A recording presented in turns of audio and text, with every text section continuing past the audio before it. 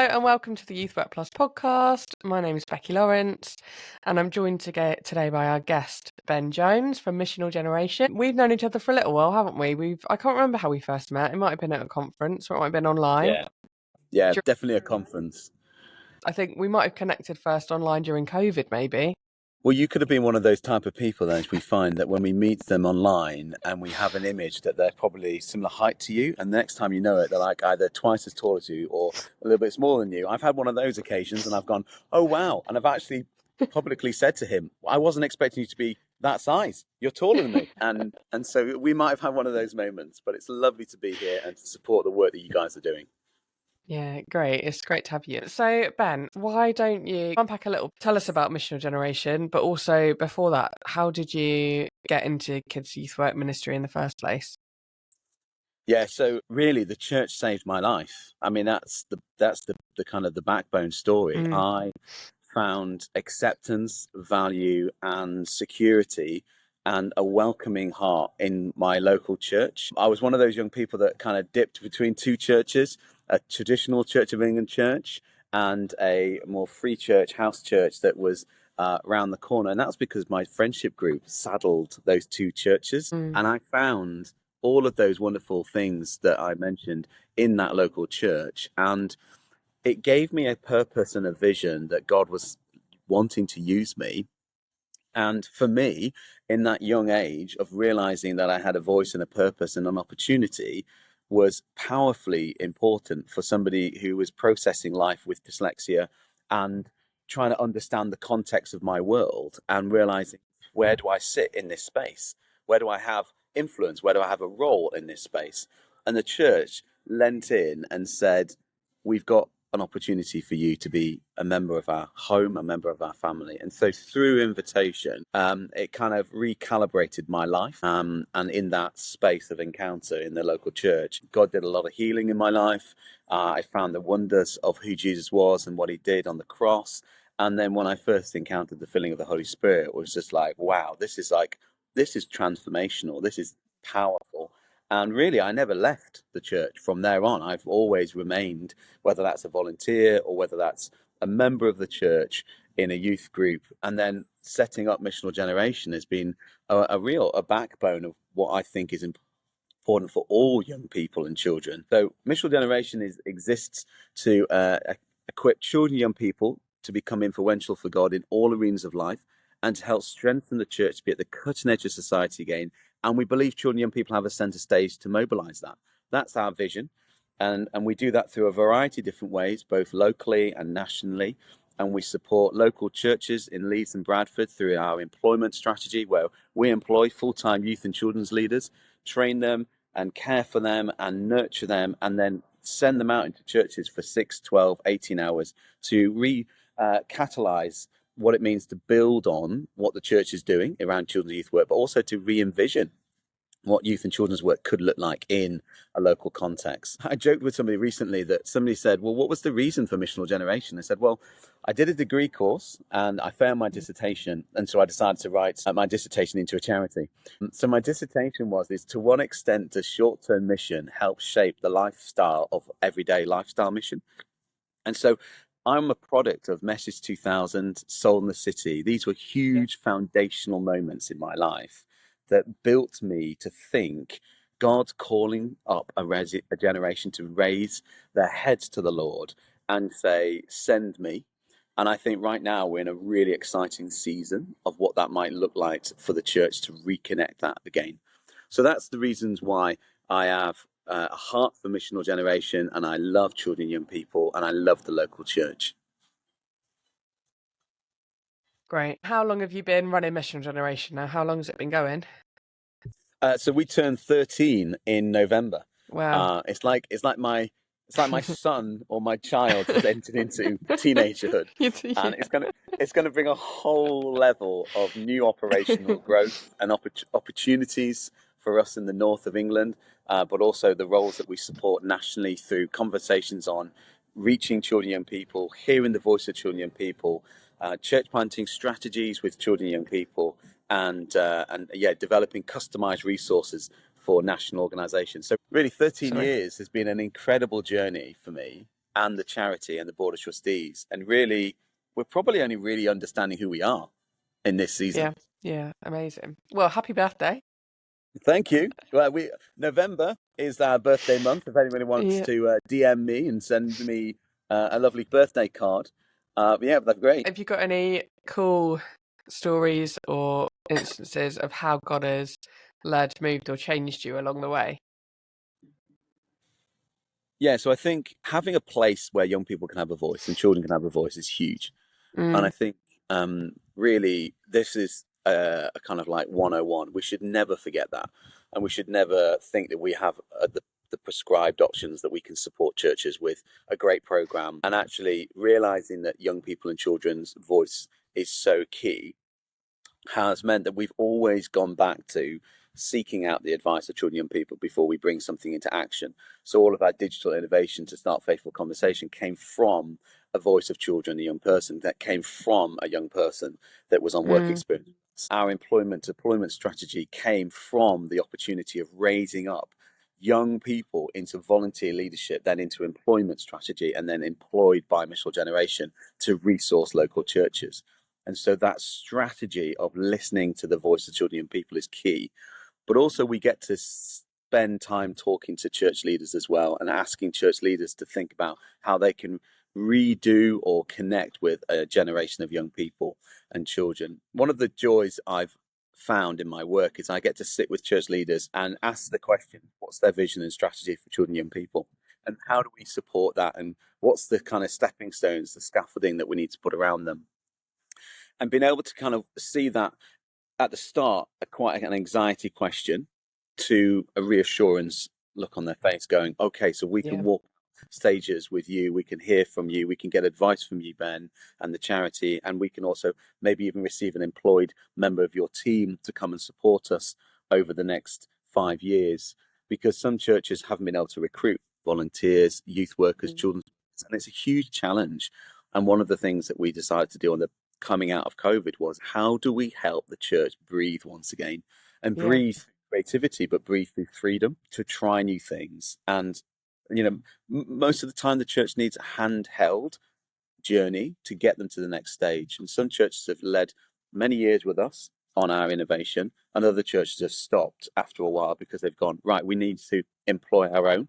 And then we support them through employment strategies, coaching, and working with them. So I think all of the work that we do needs to be shaped by the voice of children and young people. And that helps us keep that vision to equip children and young people to become influential for God in all arenas of life, and to help strengthen them at the cutting edge of society. That has to be from the children and young person. And, you know, later on I'll share with you about where that comes from scripture for us as a way of underpinning everything that we do. Can you unpack a little bit about some of the digital innovation stuff that you've done, and maybe some of the stuff you've got coming up? Yeah. So we had the fortunate opportunity to meet with young people before we went into lockdown and connected up with them. This was a number of years before that, and asked the question, where are young people occupying spaces? And digital space was that space. The smartphone is a space where they engage. Online computers was where they engage. Yes, there's social medias. Yes, there's Instagram, TikTok. But the reality of online gaming was a space that we thought we need to do something. So what we did is we worked through the processes of creating Minecraft worlds and through lockdown, but also we built apps around all year round discipleship with New Wine, using the New Wine family app that we designed for them. And then before that, we were working with Thy Kingdom Come with the digital adventure prayer map. And we were able to see thousands of families gather around lockdown on these two apps alone to do home discipleship that supported parents as well as the children's leaders to grow together through using digital innovation to start faithful conversations. So using a screen, our hope was to reharness the understanding of screen. What we wanted to do is set the culture of acceptance around using screen as a discipleship tool. And what we've then done is we've built apps from there and supported regular churches and charities and organizations to move into that confidence space of using a smart device. We were teaching early on that if you've got a smartphone, you're 50% of the way there to do virtual reality and augmented reality Bible experiences, you just haven't unlocked the potential. Your phones Yeah. have the potential. And I think what we learned through that was that we had the opportunity to be the innovators and the conversation starters around emerging technology. And what we then learned from there was is that Instagram and TikTok were places that young people could engage with, and some interaction can happen.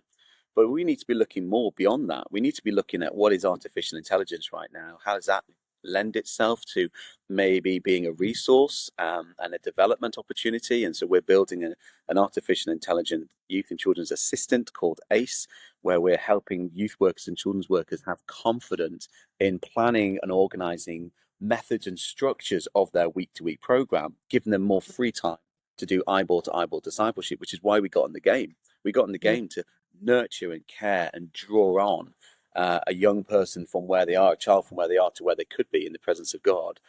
But processing, planning, strategy, organizational processing, we don't have the budget to organize somebody to come be a PA for us.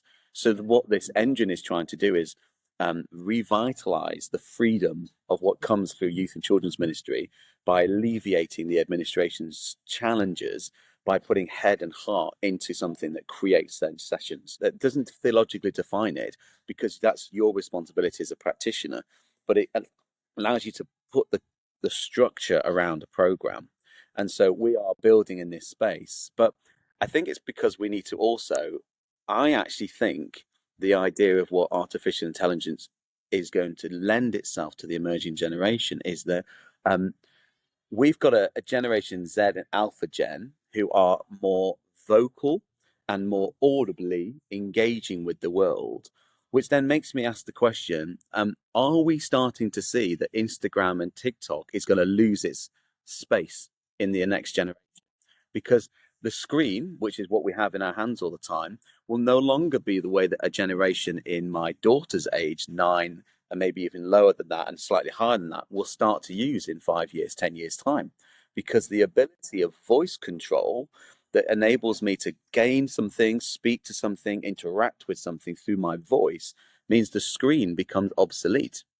It might be a wearable AI or glasses or an ability to hear through headphones through using AI that engages with the world is where we might need to think as a church. And if we think that as a church, then we need to start thinking about how do we build in that space. What we need to now think about as a church is how do we build in that space? How do we teach in that space? How do we have a sort of influence in that space? Because I think there's something here.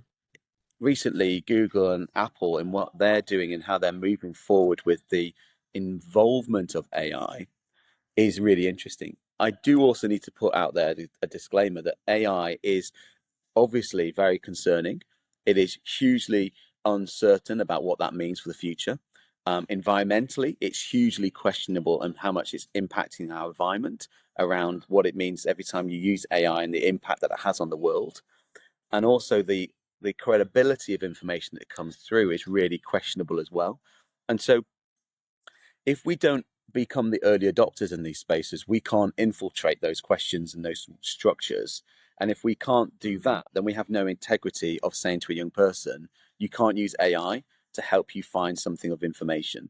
However, artificial intelligence, if you ask ChatGPT now, where is my local church? How do I engage with my local church? They will tell you where it is, when it starts, what time you need to be there, and even a suggestion of being there 10 minutes early to make sure you make connections with people. But let's be honest, half of us are running late to get to church on a Sunday morning, but AI is giving the precedent, the stepping stones of new people coming to faith. And people are finding Jesus through using AI engines. The church needs to be ready to see how we can harness that space for conversation. Yeah. Just to unpack a little bit more about the technology, the apps, how did you, after realizing that that was a need and a avenue that God was calling you down, did you already have skills in that kind of stuff, or did you have to find people who did to be able to create what you were envisioning?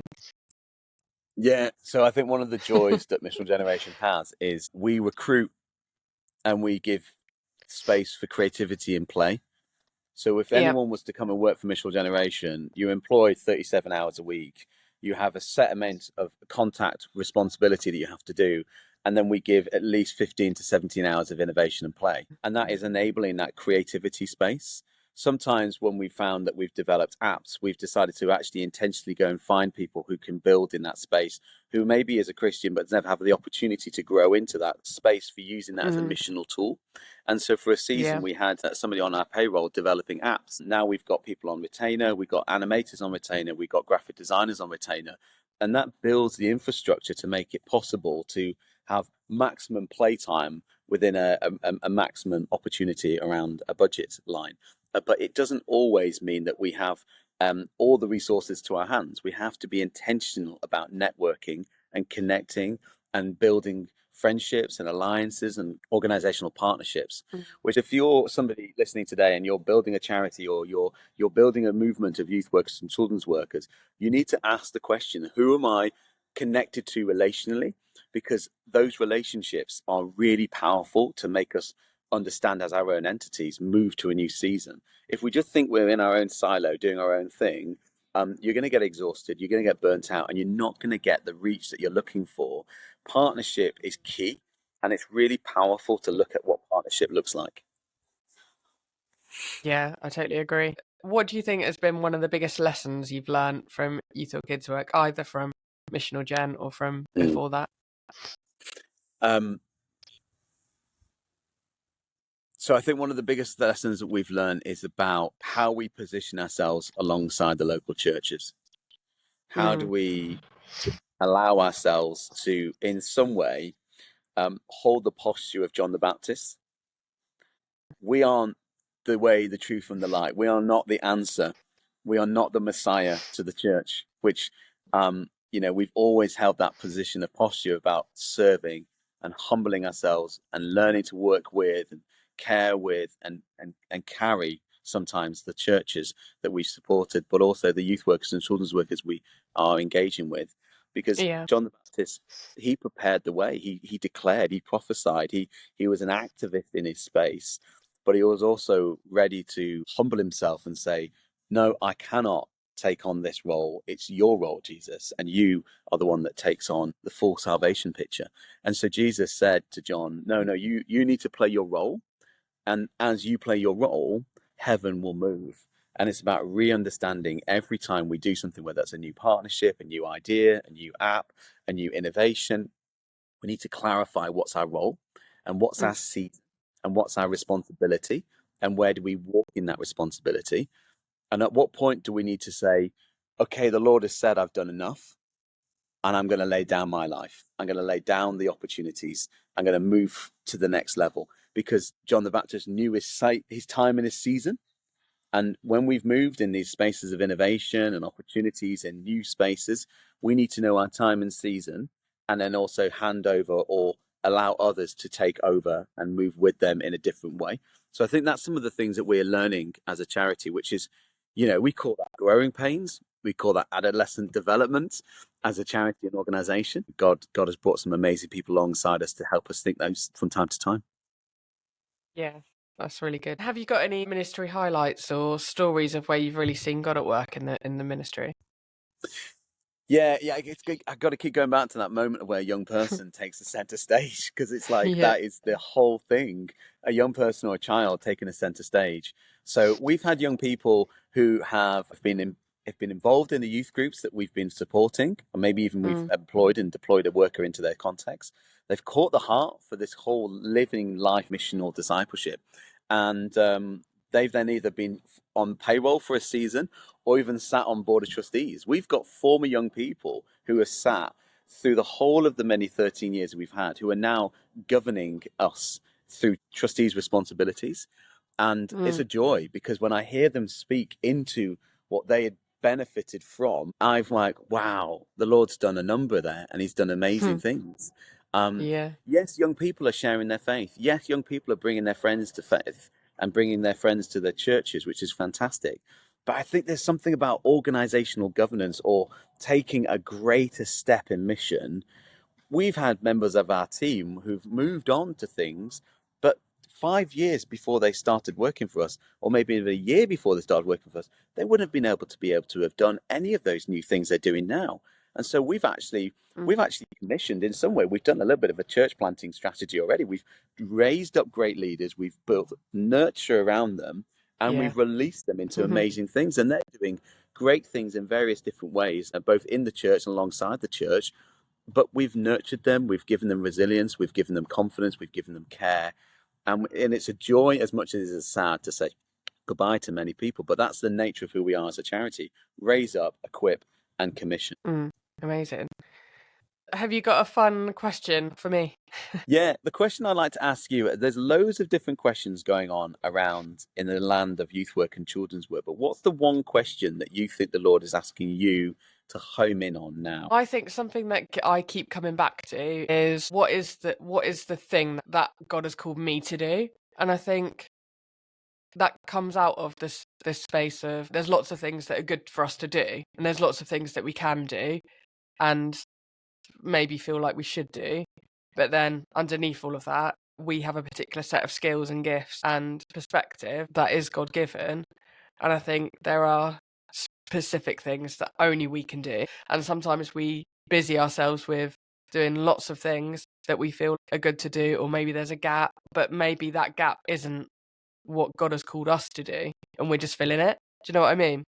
And so I think the question I keep coming back to is, what is it that God's asked me specifically to do, and what are the things or the thing that only I can do that I should be doing? Does that make sense? Yeah, yeah. I think we can find ourselves exhausted if we are competing with organizations or trying to build something in a new way because we see it's happening in a Yeah, neighboring city. And I think the Lord yeah, is asking for uniqueness in this season, because if the yeah, Lord is asking for uniqueness, then it means that the house or the charity is ready in season when the Lord calls upon that unique requirement. And then in that, we can see God move wonders, and he changes yeah, landscapes when that happens, if we follow the unique call that God has given us. Because the field next to us and the right of us always looks great, always looks amazing. But the reality is yeah, that God is calling us to feed the land that we're on, feed the vision that we're on. yeah. I think it's a hard question, isn't it? Because I think we have to be really in tune with God to be able to know the answer to that. And Mm, like it's hard sometimes when we feel like maybe we haven't got the direction that we feel that we want or need. But yeah, I think we always have to keep coming back to the question and asking it to be able to get the mm, answer. Laying out all the things that we're doing to say, are there things in the midst of this that actually I need to put down because somebody else can pick up that and do it? Even yeah. that might be within your organization or even somebody else outside of it. There might be some Mm, things that you're doing that are duplicating stuff that's already happening. mm, That actually you could put down and pick up something that nobody else is doing that God's actually calling you to do. yeah. And I think, yeah, I think that's a really key, really key question to ask, but a difficult Yeah. one to ask as well, because sometimes we don't want to put the stuff down. Sometimes it's stuff that we enjoy, sometimes it's stuff we don't Mm, enjoy, and actually it's easy to cut it. yeah.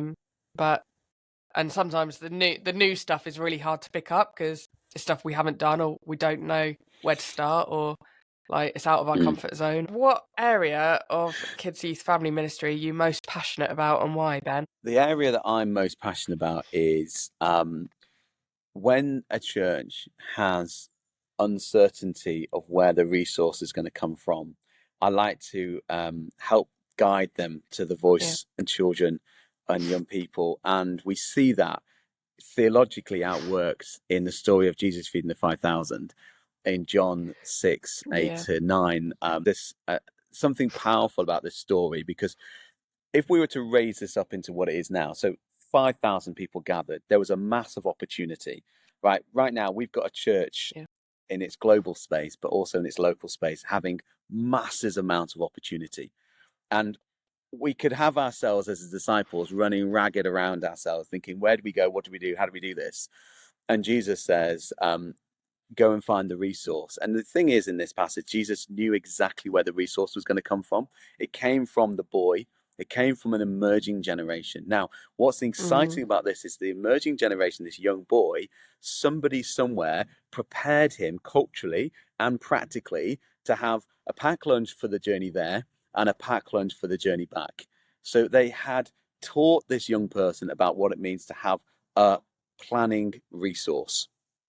Young people have the resource, but the disciples, I would say, would be the modern day youth worker, church worker, Yeah. children's leader, was empowered by Jesus to go and look. And the little boy was willing to give away something of his resource, which meant the young person took part in multiplication and opportunity of resourcing the church's needs. So the question we keep asking when we're looking at this is, where did the miracle take place?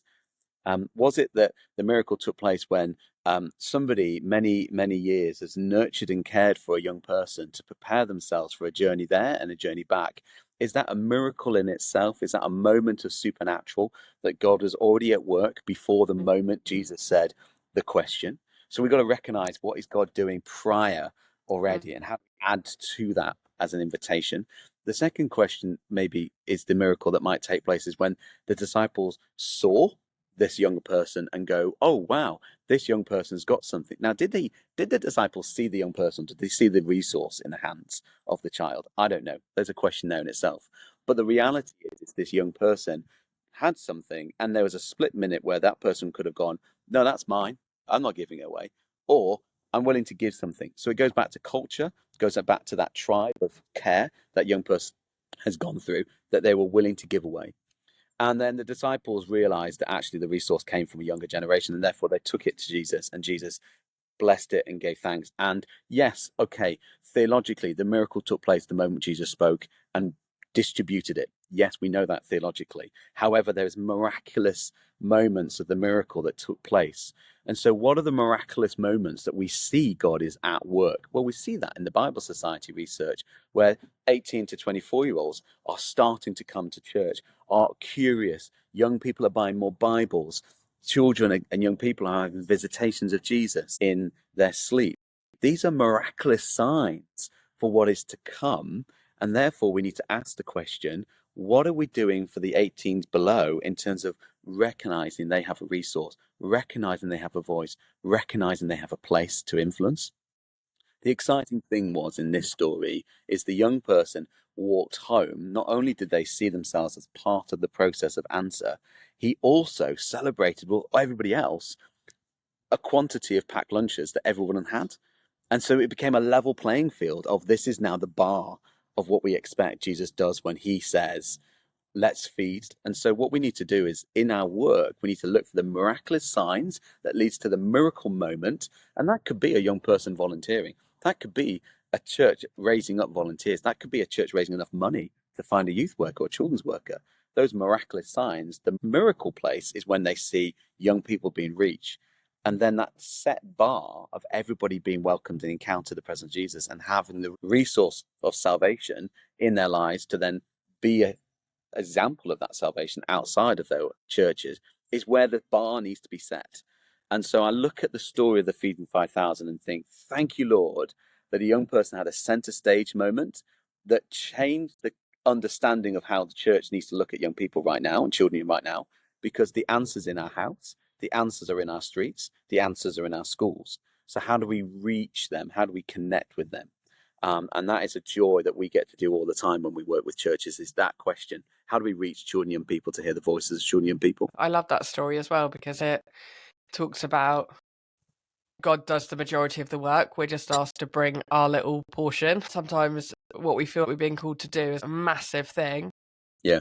But all God's asking us to do is bring our portion, and he'll do the rest. He'll do the miraculous bit. That's it. And what's also amazing about this story is that if you're a parent, I'm a parent of two, I prepare the packed lunches looking immaculately beautiful. But when my daughter and my son gets to the lunchtime, their bag has been shaked about, they've run around, it's all battered. So really, this packed lunch that Jesus got from this little boy would have been an absolute mess. It wouldn't have been beautifully packed, wrapped up in lovely, with a rubber band and a word of encouragement on it. We all do that as parents, I'm sure. But the reality is that Jesus received a packed lunch from a boy and multiplied it, regardless of if it was beautifully wrapped or completely battered and crusted and bruised along the way. That is the joy of what Jesus does through the symbol of the heaven touching earth, is he goes, I will multiply whatever you give, whether it's a crumb that's been damaged along the way, or whether it's a beautiful barley loaf that's been made the day before. I'll take it and I'll multiply it. Yeah, that reminds me that all the videos I've seen about that, the boy hands it over and it's like a neat little plate. It's on a plate, isn't it? It's on a plate for one, and I'm thinking like it's probably unlikely that it would have been a plate. That's it. But also it's so neatly presented, isn't it? It's never. And you know what? This is what Jesus is in the business of dealing with mess and saying, I will make myself known in mess.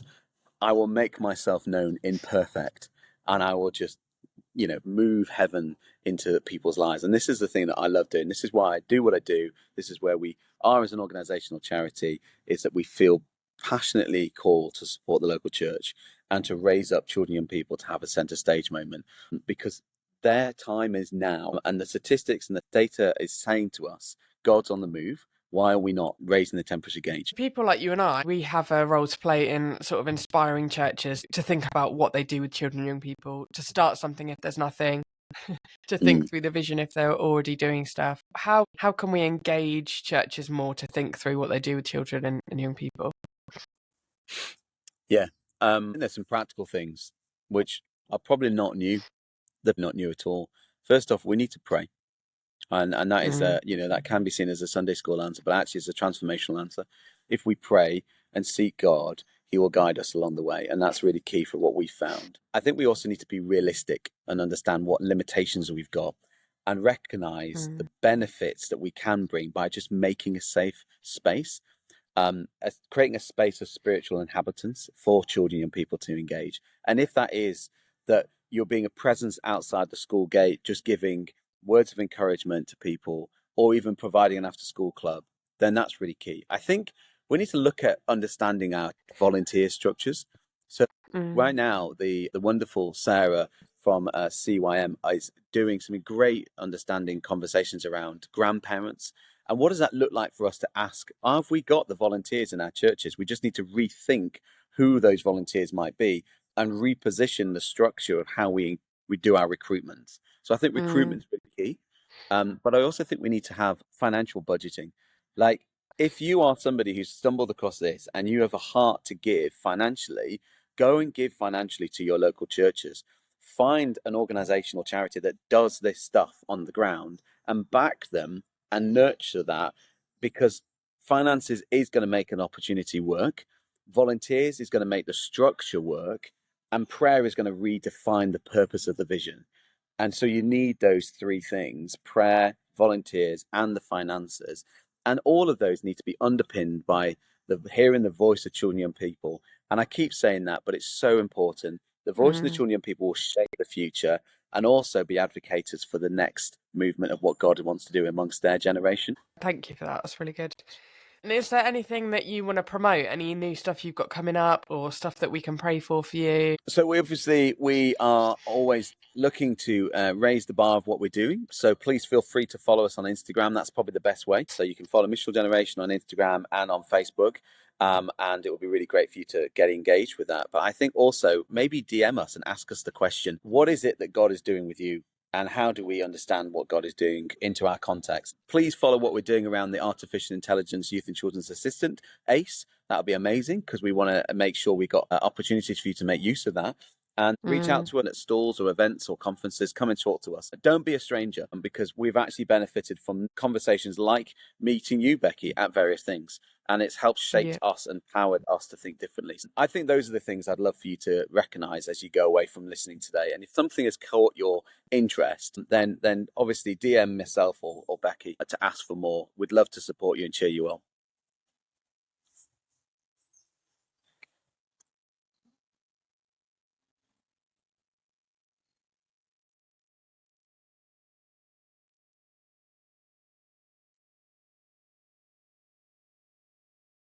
We can very much happy do discovery calls with you and help you think through your own context. So we'd love to hear from you. Let's cheer on the work that you're doing on a local level. Amazing. Thanks, Ben.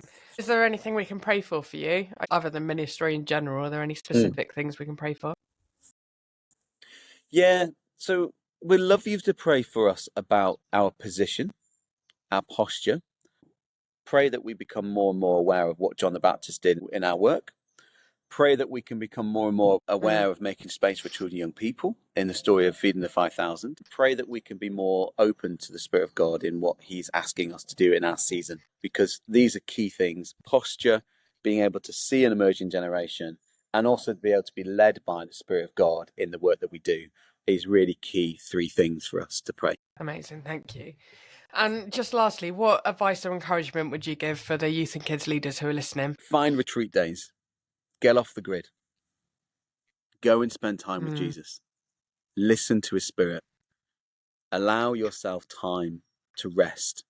One of the joys that we do is when we employ our team, we give 3 days a year, which they can take one every so often, to go and listen and have time to retreat. And it's called listening days.